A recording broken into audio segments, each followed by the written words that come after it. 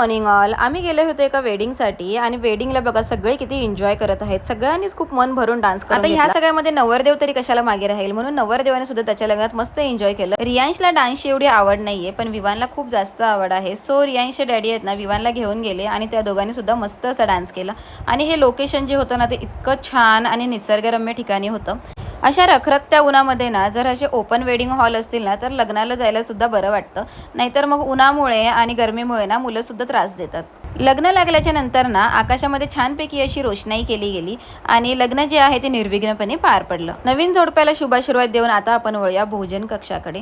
आणि जेवणामध्ये सुद्धा ना 7-8 आयटम होते आणि ते सगळे खरंच खूप टेस्टी होते. आणि जेवण झाल्याच्या नंतर ना मुलांना म्हणजे खूप जास्तच एनर्जी आली होती. आणि तुम्ही बघू शकता विवान आणि रियांश किती मस्ती करत आहे. म्हणजे लग्नामध्ये आणि कुठेही जातात खरी मजा मी नेहमीच म्हणत असते मुलांचीच असते. चला असू द्या, मुलांचे दिवस आहेत, एन्जॉय करू द्या. चला बाय बाय, भेटूया नेक्स्ट व्लॉगमध्ये.